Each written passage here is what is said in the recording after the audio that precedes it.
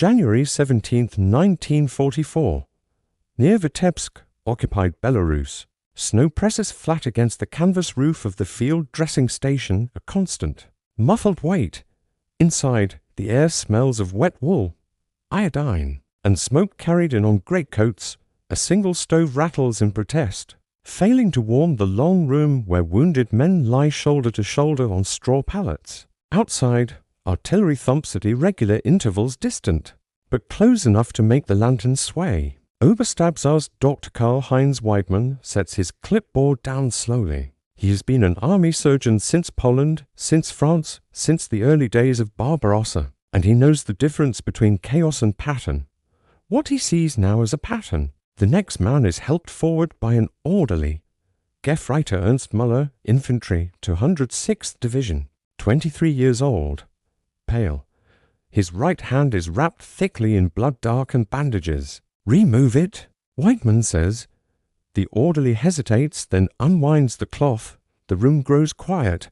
The wound is cleany to clean. A bullet has passed straight through the fleshy part of the hand, missing bone, missing tendon. No tearing, no shrapnel, no dirt ground into the flesh, the way it always is when a man falls under fire. The entry and exit holes are neat, almost surgical. Weidmann looks up. "Where were you hit?" Müller swallows. "During an attack." "Herr Doctor." "Soviet fire." Weidmann doesn't answer immediately. He has heard this answer before, too many times this week. He presses gently around the wound. Müller flinches not from pain, but from fear. "What weapon?" "A rifle," Müller says too quickly. Weidmann makes a mark on his clipboard. Another one, identical to the last 5. Across the room, Lieutenant Franz Becker, the medical company's administrative officer, watches with arms folded. He is not a doctor, but even he sees it now. Hands, feet, lower legs. Wounds that disable but do not kill. Injuries that guarantee evacuation west away from the front. By nightfall, the numbers are impossible to ignore. 17 cases in one day. All infantry. All from the same 2 regiments. All wounds that should have been rare but aren't. Outside, the temperature drops below -20. Frost creeps through boots and gloves, and with it comes another kind of patient. Men whose toes are blackened beyond recovery. Men who swear they followed regulations, who swear they kept moving, who swear they didn't linger in the snow. But Weidmann knows frostbite too. He knows what it looks like when it comes from exposure in combat and what it looks like when a man has stayed still on purpose. That night, Becker drafts a report by lantern light, an unusual accumulation of injuries inconsistent with combat conditions. Probability of deliberate self-infliction cannot be excluded. It is careful language, dangerous language. To accuse a German soldier of selbstverstummel self-mutilation is no small thing. Under military law, it borders on treason. In wartime, it can mean a firing squad. Yet the war itself is changing. Men.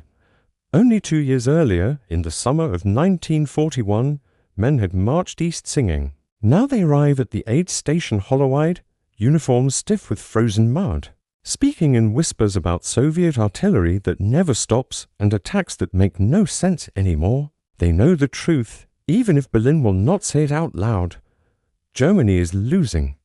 At the front lines, replacement units arrive with barely any training. Veterans are sent back into the line again and again. Their units shattered and rebuilt with unfamiliar faces. Leaves are cancelled. Promises evaporate. The Red Army presses closer every month. For some, the choice becomes brutally simple. A hand can heal. A foot can be replaced with a limp. The front will kill you. By the end of January, similar reports flow in from aid stations across Army Group Center. Then from the south, then from Italy, the same wounds, the same ages, the same quiet desperation. At a divisional headquarters east of Minsk, General Major Walter von Brockdorff-Vollerfeld slams a folder shut during a briefing. "This is cowardice," he snaps, and it is spreading. The medical officers do not argue. They bring photographs, charts, case numbers. They show trajectories that defy battlefield logic, infection patterns that suggest tampering, frostbite that appears. in men who were nowhere near prolonged exposure. By February, the High Command is forced to acknowledge what no one wants to admit. This is not an isolated problem. It is a crisis. Orders begin to circulate. Doctors are instructed to scrutinize wounds more aggressively. Soldiers with suspicious injuries are to be interrogated. Medical discretion gives way to military discipline. In the field dressing station near Vitebsk, Dr. Weidman receives the new directive and reads it. Twice his jaw tightens. He looks around at the men on the pallets, some groaning, some staring at nothing, some staring straight at him. For the first time in the war, he is no longer just deciding who lives and who dies. He is deciding who will be punished for wanting to live. The directive arrives folded inside a grey envelope, stamped with the eagle and swastika of the Oberkommando der Heers. Dr. Weidman reads it standing at the crude wooden table. That serves as his desk. The lantern flickers. Outside, a half-track backfires and then goes silent. The paper smells faintly of cigarette smoke and bureaucracy. All medical personnel are reminded that deliberate self-injury constitutes a severe breach of military discipline. Any suspicion of Selbstverstümmelung must be reported immediately to Unit Command. Failure to do so will be regarded as dereliction of duty. There is no ambiguity, no room for interpretation. Weidman folds the paper carefully and places it under his clipboard. For years, his loyalty has been to the wounded man in front of him. Now the Reich demands something else. The change is immediate. The next morning, two Feldgendarmerie military police arrive at the dressing station. Their gorgets gleam against their coats, the crescent-shaped metal plates marking them as enforcers. They do not help with stretchers. They watch. A young soldier is brought in just before noon. Schutz Wilhelm Kraus, 19, from Hamburg. A gunshot wound to the left foot. Weidman kneels, examining the damage. The bullet entered from above, angled downward, at close range. How did this happen? One of the Feldgendarmerie asks, notebook already open. Kraus's lips tremble. I was cleaning my rifle. The lie hangs in the air. Everyone in the room hears it. Accidental discharges happen, but rifles are cleaned with bolts removed. Safety procedures are drilled into men from the first day of training, and the Angel Weidman has seen it before. The Feldgendarmerie exchange a glance. Kraus is not evacuated west. He is placed under guard. That evening, word spreads through the ward like a sickness. Men who hoped for a hospital train now stare at the ceiling, calculating what they've done and what it may cost them. Within days, makeshift interrogation rooms appear near aid stations. Doctors are ordered to provide written opinions on whether wounds are combat consistent. Their signatures now carry judicial weight. Some comply eagerly. Others, like Weidman, write cautiously, burying doubt under clinical language. But higher up the chain, patience is running out. In early March 1944, a conference is held in Königsberg. Far behind the lines, senior medical officers, legal officials, and representatives from the Wehrmacht, the military courts sit around a polished table while a projector hums. Photographs appear on the screen. Hands with clean bullet channels, feet with identical entry wounds, toes blackened in suspiciously neat patterns. A colonel from the judge advocate's office clears his throat. Gentlemen, the Führer has been informed. The room stiffens. The Führer considers this phenomenon a threat to combat strength and morale. It must be crushed decisively. New measures are announced. Special medical commissions will review cases retroactively. Units with high numbers of suspicious injuries will be investigated as a whole. Sentences will be exemplary. The word is chosen carefully. Back at the front, the consequences arrive before the explanations. In April, Grenadier Otto Lehmann, a 30-year-old father of two from Saxony, is tried by field court near Mogilev. He had crushed his own fingers beneath a vehicle wheel, hoping for evacuation. The trial lasts 20 minutes. The verdict: guilty of self-mutilation in the face of the enemy. The sentence: death. He is executed behind a barn at dawn. His unit is assembled to watch. No speech is given. No mercy requested. The message is unmistakable, yet the numbers do not fall. If anything, they rise. As the Red Army launches Operation Bagration in June, Entire German formations collapse. Encirclements form faster than men can retreat. Survivors stumble west with stories of annihilated divisions, and skies filled with Soviet aircraft. In this chaos, desperation deepens. Men burn their hands on exhaust pipes. They inject dirt into minor wounds to cause infection. In winter zones, soldiers remove gloves deliberately during night watches. Doctors begin seeing something worse than physical injury, men who are relieved to be caught. Dr. Weidmann encounters one such case in late June.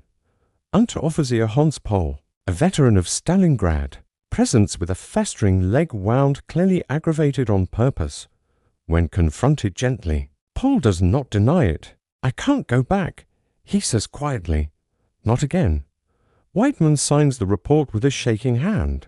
Pohl is arrested 2 hours later. As summer burns across the Eastern Front, the Wehrmacht faces an impossible contradiction. Punishment hardens discipline, but it does not restore belief. Fear may hold men in line, but it cannot make them fight for a future they no longer see. By mid-1944, internal memoranda describe Selbstverstümmelung as a symptom of moral exhaustion. The words are never spoken publicly, but in aid stations, courtrooms, and shallow execution pits, everyone understands. Germany is bleeding manpower, and some of that blood is being shed on purpose. August 3, 1944. Near Falaise, Normandy, the air stinks of gasoline, cordite, and rotting flesh. Columns of German vehicles burn along the narrow roads, their metal frames twisted into black skeletons.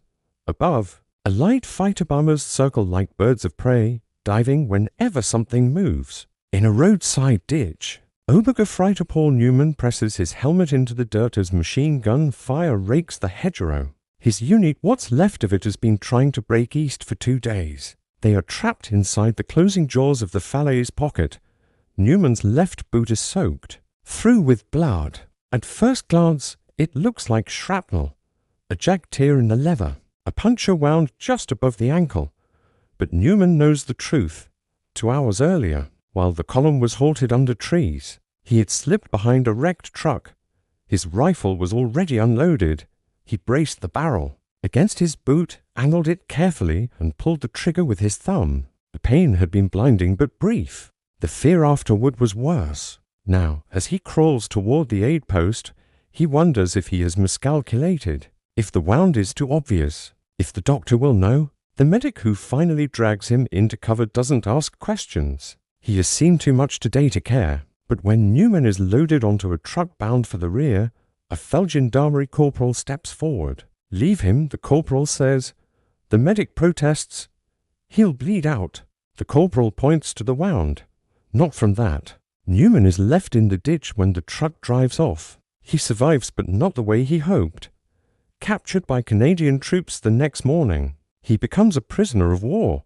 Years later, he will say it was the luckiest moment of his life. Across the Reich's shrinking fronts, the same calculations are being made.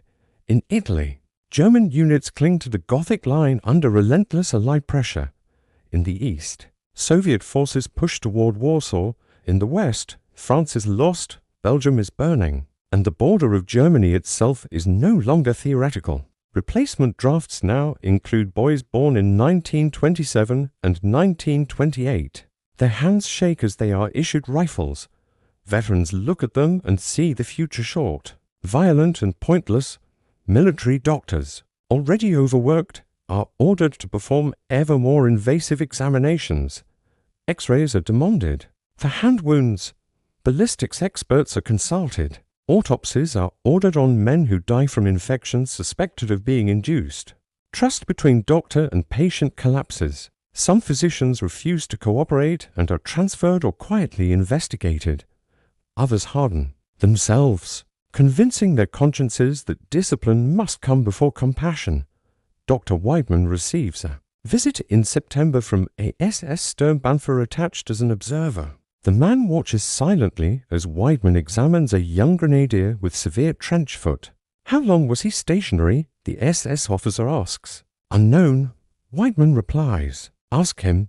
The soldier looks at the floor. His socks are damp. His feet are swollen and purple, skin peeling away in strips. I was on sentry. He says, all night, the SS officer crouches, studying the damage. Strange. Other sentries did not suffer this.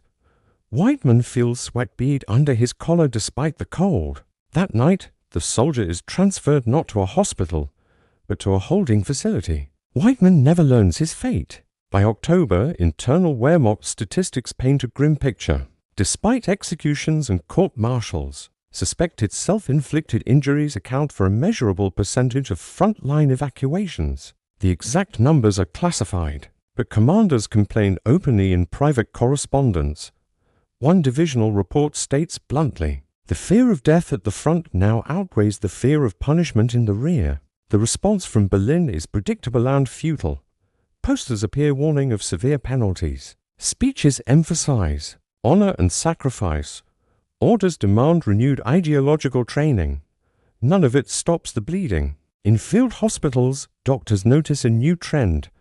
Men no longer attempt subtle injuries. They aim for certainty, crushed limbs, severe burns, wounds that cannot be mistaken but also cannot be healed. Quickly, the logic is cruel and rational.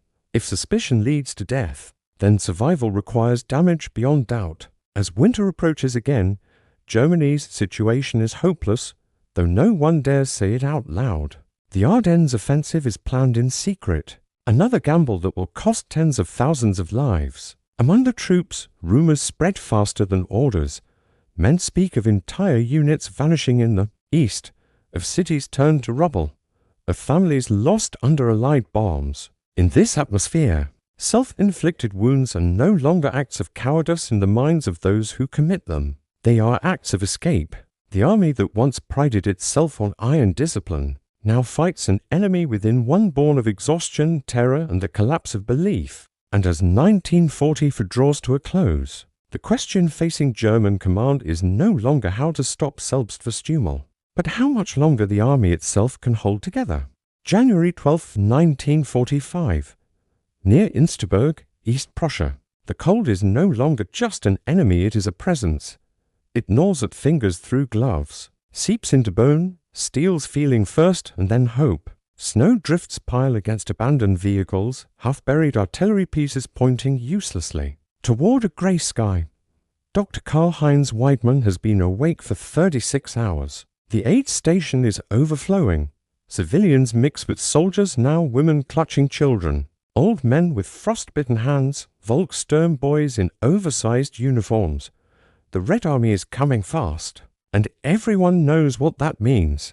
A stretcher is carried in by two exhausted medics. On it lies Fusilier Rolf Kramer, age 20. His left foot is wrapped in rags, stiff with frozen blood. When the covering is removed, the smell hits first. Gangrene. Blackened flesh climbs past the ankle. The toes are gone, whether from frostbite or a knife. It is impossible to tell now. Weidmann looks at the foot, then at Kramer's face. The young man is crying not loudly, but steadily, tears freezing on his cheeks. How long? Weidmann asks. Tonight, Kramer whispers. I stayed still. There is no attempt at denial. Weidmann straightens slowly. Somewhere in the station, a shell lands close enough to rattle instruments. He knows what the regulations demand. He also knows what the SS liaison would say if he were present. But the liaison is gone. Everyone who could. Retreat already has. Weidmann writes, severe frostbite due to exposure during combat operations. It is the last lie he will tell for the army. Across the collapsing front, discipline is disintegrating faster than command can respond. Military courts still exist on paper, but that files are lost, officers are missing, executions are no longer practical. Survival has replaced obedience as the primary instinct. Self-inflicted wounds continue, but now they are almost irrelevant. Entire units are surrendering. Others simply vanish into the forests. Some soldiers remove insignia and blend into refugee columns moving west. In the ruins of Hungary, a panzer officer records in his diary, men no longer ask how to fight, they ask how to live. High Command issues furious orders demanding resolve. Hitler himself rants about betrayal, about weakness, about moral collapse, but words cannot warm frozen hands or stop Soviet tanks. By February, the The practice of investigating Selbstverstümmelung has effectively collapsed in most sectors. Doctors treat what is in front of them. Commanders focus on delaying actions measured in hours, not victory. In Berlin, surrounded by maps that no longer reflect reality, officials quietly destroy records. Among them are files documenting the scale of self-inflicted wounds statistics. That would tell a dangerous story. A story not of cowardice, but of an army pushed past its breaking point. When the war ends in May 1945, millions of German soldiers are dead, captured or missing. Thousands more carry wounds that will follow them for the rest of their lives, some earned in battle, others by their own hands. In the post-war years, the subject is rarely discussed. Former soldiers do not speak of it. Doctors do not publish memoirs about it. The new Germany wants distance from everything associated with the old one, especially its failures. When Selbstverstümmelung is mentioned at all, it is framed as criminal behavior, as moral decay ever is evidence of systemic collapse. But the numbers, fragmentary as they are, tell another story. An army that once conquered half of Europe was ultimately undone not just by enemy fire, but by exhaustion, fear, and the quiet decisions of men who saw no future at the front. Men who calculated that pain now was better than death later. In field stations buried by snow in ditches under artillery fire in frozen nights, where no orders made sense anymore, German soldiers made a choice, one that shocked their commanders, overwhelmed their doctors, and exposed the limits of discipline in the face of total war. The wounds were real. So was the desperation behind them. May 9, 1945. A former Wehrmacht field hospital near Leipzig. The war is over.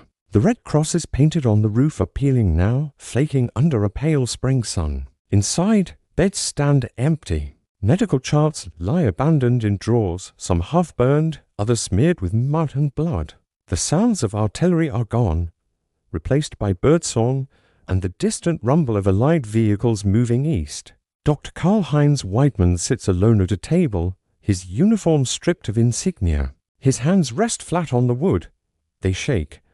An American medical officer enters, accompanied by an interpreter. The questions are methodical. Unit affiliations, treatment protocols, numbers of wounded, then one. Question breaks the rhythm. Did you encounter cases of deliberate self-injury? Weidmann looks up, slowly. For a long moment, he says nothing. Yes, he answers, many. The interpreter hesitates before translating. In the months that follow, Allied investigators uncover fragments of the story. Court-martial records, execution orders, medical directives. But the collapse of the Reich has swallowed much of the evidence. Files were destroyed, offices burned, and witnesses scattered across continents. What remains is incomplete but damning.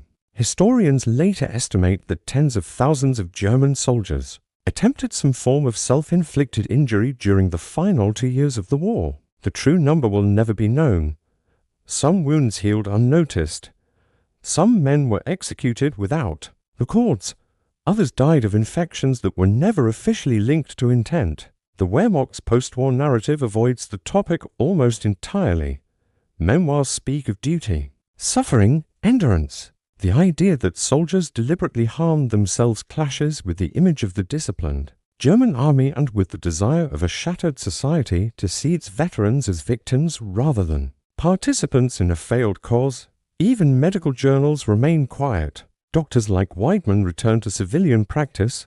They treat factory accidents, childbirth complications, broken bones. They do not speak of frostbitten feet that did not need to be frozen, or gunshot wounds that followed to perfect angles. When asked about the war, many say only, "It was terrible," yet the phenomenon leaves traces. In veterans' hospitals, unexplained amputations raise questions. In private conversations, men admit to things they never wrote down. A hand lost in Russia, a foot that never recovered. And beneath it all lies an uncomfortable truth. Self-inflicted wounds were not the cause of Germany's defeat, but they were a symptom of something far deeper. They revealed what happens when ideology collapses faster than command structures, when fear outweighs loyalty, and when survival becomes the only remaining objective. The German military leadership, was shocked not simply by how many men wounded themselves, but by what that number meant. It meant the war had broken its own soldiers, not all at once, not publicly, but quietly, one wound at a time. In the end, no court-martial, no execution order, no speech about honor could force men to believe in a future that no longer existed. And so they chose pain, because pain, at least, still meant they were alive. If you found this story valuable, take a moment to like the video. It helps these untold histories reach more people. Subscribe for more in-depth World War II stories told from the ground level. And share this video with anyone interested in the realities behind the headlines. And let me know in the comments, was this desperation inevitable, or could it have been prevented? Your thoughts help shape future episodes.